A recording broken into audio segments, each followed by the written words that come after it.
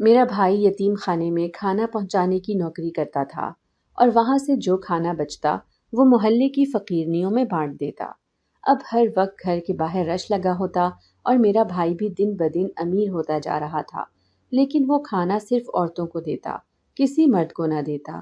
ایک دن تجسس سے میں نے بھی وہ کھانا کھا لیا اور گھبراتی ہوئی بھاگی، کیونکہ میں نے اپنی آنکھ ایک جھگی میں کھولی تھی اور سارا بچپن ہی میں نے غریبی میں بسر کیا تھا۔ لوگوں کے گھروں میں کام کر کے ان سے 2 وقت کی روٹی طلب کرنا کتنا مشکل ترین کام ہوتا ہے، یہ مجھ سے بہتر اور کوئی نہیں جان سکتا۔ بچپن میں ہی انسان اگر یتیم ہو جائے تو وہ بچپن بہت مشکل ترین گزرتا ہے، اور اگر ان سب میں یتیمی کے ساتھ ساتھ غریبی کا بھی سامنا کرنا پڑے تو زندگی کسی اذیت سے کم نہیں ہوتی۔ اللہ پاک اتنا مشکل وقت کسی کو بھی نہ دکھائے جتنا ہم دونوں بہن بھائی پر مشکل ترین وقت آ گیا تھا۔ ہم دونوں کے ماں باپ جب اس دنیا سے رخصت ہو گئے تب ہم کافی چھوٹے تھے۔ ہمارے ماں باپ دونوں ہی مانگنے والے تھے۔ یہ سلسلہ نسل در نسل چلا آ رہا تھا۔ مجھے اس پیشے سے سخت نفرت تھی۔ بچپن سے ہی میں ایک خواب دیکھا کرتی تھی کہ میں بھی پڑھ لکھ کر کچھ بن جاؤں، مگر میرے مقدر میں تو صرف مانگ کر ہی کھانا لکھا تھا، کیونکہ میرے ماں باپ کا تعلق بھی اسی جھگی والوں سے تھا جو در در بھیک مانگ کر اپنا گزارا کرتے تھے۔ پھر ایک دن ایک ایسی خبر ہم دونوں بہن بھائی کو ملی جس نے ہماری دنیا ہی پلٹ کر رکھ دی۔ کہاں ہم اس غریبی سے تنگ تھے اور نہیں چاہتے تھے کہ ہم مزید مانگ مانگ کر کھائیں، مگر نہیں معلوم تھا کہ یہ خبر ہم پر قیامت بن کر ٹوٹے گی، جب میں اور میرا بھائی اپنے ماں باپ کا انتظار کرتے کرتے بھوکے ہی سو گئے تھے کہ اچانک ہی ہماری آنکھ ایک زوردار آواز پر کھلی اور ہمارے ہی قبیلے کے کچھ لوگ میرے ماں باپ کی لاشیں اٹھا کر ہمارے گھر لے آئے اور بتایا کہ سڑک پر بھیک مانگتے ہوئے ان دونوں کو ایک گاڑی نے زوردار ٹکر ماری اور وہ دونوں ہی موقع پر ہی جاں بحق ہو گئے، اور ہم اس طرح یتیم ہو کر رہ گئے، جبکہ زندگی نے پہلے بھی ہمیں کوئی سہانے خواب نہ دکھائے تھے، مگر اب یہ بھیانک حقیقت ہمارے لیے ناقابل یقین تھی۔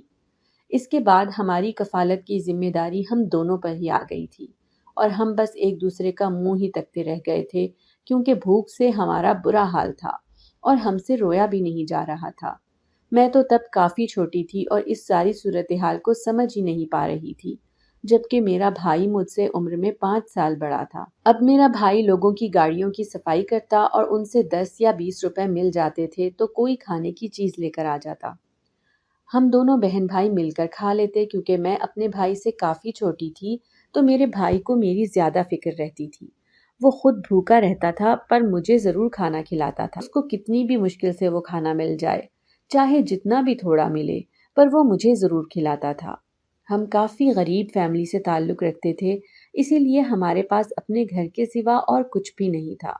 ہمارا گھر بھی ایک جھونپڑی نما بنا ہوا تھا جس میں بس سر ہی چھپایا جا سکتا تھا۔ بارش ہونے پر ہمارے گھر کی چھت ہر جگہ سے ٹپکتی رہتی تھی، اسی لیے ہم ہر وقت بارش نہ ہونے کی دعائیں مانگتے رہتے تھے، کیونکہ ہم بھوکے تو رہ لیتے تھے پر بارش کی وجہ سے سو بھی نہیں پاتے تھے، اسی لیے ہی ہم نہیں چاہتے تھے کہ کبھی بارش ہو۔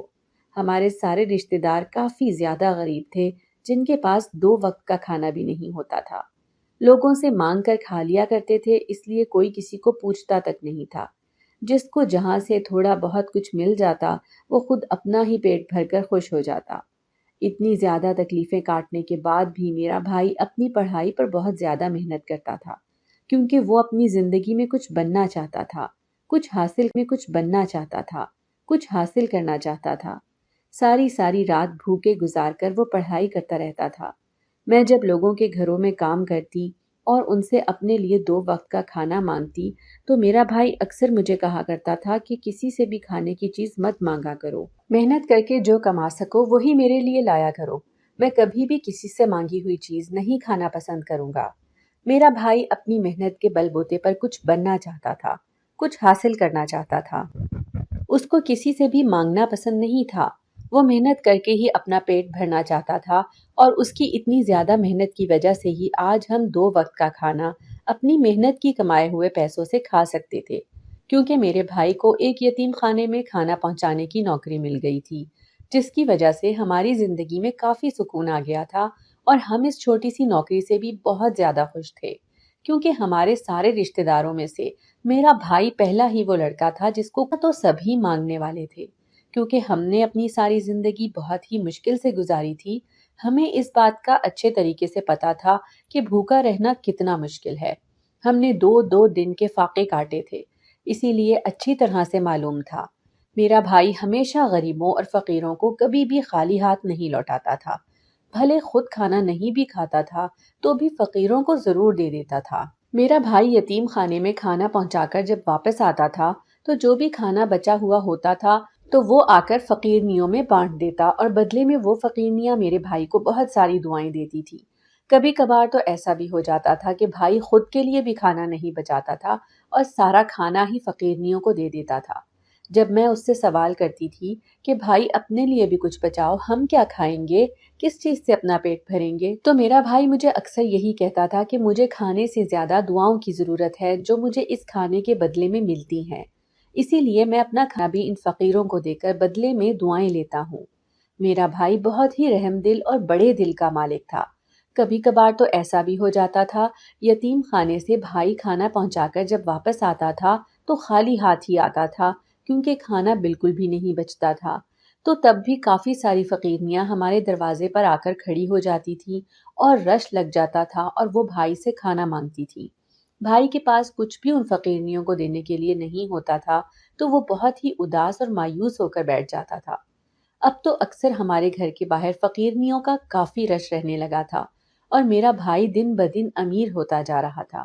وہ جتنا بھی لوگوں میں بانٹتا تھا، اللہ پاک اس سے زیادہ اس کو نوازتا تھا۔ ہم اپنے سارے رشتہ داروں میں سے سب سے زیادہ خوش اور سکھ کی زندگی گزارنے لگے تھے۔ ایک دن ہمارے دروازے پر ایک فقیر آیا اور بھائی نے اسے واپس لوٹا دیا۔ جب میں نے دیکھا کہ میرے بھائی نے فقیر کو واپس لوٹا دیا ہے تو مجھے کافی حیرت ہوئی، کیونکہ اس سے پہلے کبھی بھی میں نے نہیں دیکھا تھا کہ بھائی نے کسی فقیرنی کو خالی ہاتھ بھیجا ہو۔ اور اسی وقت تھوڑی ہی دیر میں پھر ایک فقیرنی ہمارے دروازے پر آئی جس کو بھائی نے اپنا کھانا جا کر دے دیا، اور وہ بدلے میں کافی ساری دعائیں بھائی کو دیتی ہوئی چلی گئی۔ اس طرح تو اب روز ہی ہونے لگا تھا۔ بھائی یتیم خانے سے کافی سارا کھانا لے کر آتے اور سارے کا سارا کھانا فقیرنیوں میں بانٹ دیتے، جبکہ کسی بھی فقیر کو بھائی کھانا نہیں دیتے تھے۔ مجھے کافی حیرت ہوتی اور دکھ بھی ہوتا کہ بھائی فقیر کو کھانا کیوں نہیں دیتے، اسے کیوں واپس لوٹا دیتے ہیں، آخر صرف عورتوں کو ہی کھانا کیوں دیتے ہیں، کیونکہ مجھے ان فقیروں پر بہت احساس ہوتا تھا اور میں انہیں مایوس واپس لوٹتا نہیں دیکھ سکتی تھی۔ پھر ایک دن ایک عجیب واقعہ میرے ساتھ پیش آیا جب بھائی یتیم خانے سے ایک تھیلا کھانے کا بھرا ہوا گھر واپس لائے۔ انہوں نے وہ تھیلا ٹیبل پر لا کر رکھا اور کھانے چلے گئے۔ اس تھیلے سے مجھے بہت لذیذ قسم کی خوشبو آ رہی تھی۔ میں ہمیشہ ہی بھائی سے کہتی تھی کہ تھوڑا بچا ہوا کھانا میرے لیے بھی لے آیا کرے، مگر بھائی ہمیشہ مجھے اس بات کے لیے منع کر دیتے اور کہتے کہ تم گھر پر ہی کھانا بنا لیا کرو۔ مگر آج جیسے ہی میری نظر اس کھانے والے تھیلے پر پڑی تو میری آنکھیں خوشی سے پھیل گئی تھیں۔ میں جلدی جلدی سے اس تھیلے کا جائزہ لینے لگی اور اس میں سے تھوڑا سا کھانا پلیٹ میں نکال کر اپنے لیے باورچی خانے میں لے گئی اور اس کی خوشبو سے لطف اندوز ہو کر کھانا کھانے لگی۔ مگر جیسے ہی میں نے یہ کھانا کھایا تو مجھ پر ایک عجیب قسم کی غنودگی طاری ہونے لگی۔ جب میری نظر اپنے ہاتھوں پر پڑی تو میرے پیروں تلے سے زمین نکل گئی، کیونکہ میرے سارے جسم پر لال رنگ کے دھبے پڑنے لگے تھے۔ میں چیختی ہوئی بھائی کے پاس گئی، بھائی یہ دیکھیں مجھے کیا ہو رہا ہے۔ بھائی مجھے جلدی جلدی سے ہسپتال لے گئے اور ڈاکٹرز نے میرا فوراً چیک اپ کیا اور مجھے کچھ انجیکشن لگا کر بیڈ پر لٹا دیا۔ مجھے ایک ڈرپ لگا دی جس کے اثر سے آدھے گھنٹے میں ہی میرے جسم سے وہ دھبے غائب ہونے لگے۔ تب بھائی نے مجھ سے پوچھا کہ تمہیں یہ سب کیسے ہوا، تو میں نے بھائی کو بتایا کہ آپ نے جو کھانے والا تھیلا رکھا تھا میں نے اس میں سے تھوڑا سا کھانا نکال کر کھا لیا تھا، پھر نہ جانے مجھے کیا ہوتا گیا اور میرے جسم پر یہ دھبے پڑنے لگے۔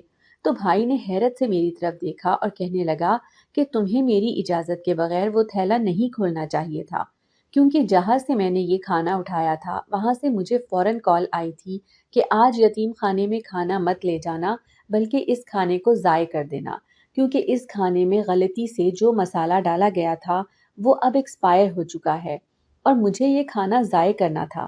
میں بہت تھک چکا تھا، اس لیے میں نے سوچا کہ پہلے نہا دھو کر فریش ہو جاؤں، پھر اس کھانے کو کہیں دور لے جا کر ضائع کر دوں تاکہ کوئی بھی انسان یہ کھانا نہ کھا سکے۔ اس کے بعد مجھے اپنی غلطی کا احساس ہوا کہ مجھے بھائی کی اجازت کے بغیر وہ کھانا نہیں کھانا چاہیے تھا، اور میں نے بھائی سے معافی مانگی کہ میری وجہ سے ان کو کتنی بڑی پریشانی کا سامنا کرنا پڑا۔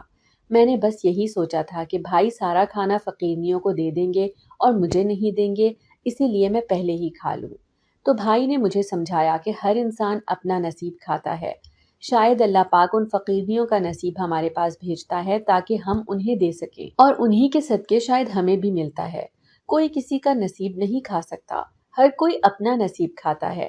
کسی بھی انسان کو یہ سوچ کر زیادہ نہیں کھانا چاہیے یا پہلے نہیں کھانا چاہیے کہ کہیں مجھے نہ مل سکا اور ختم ہو گیا تو مجھے نہیں ملے گا۔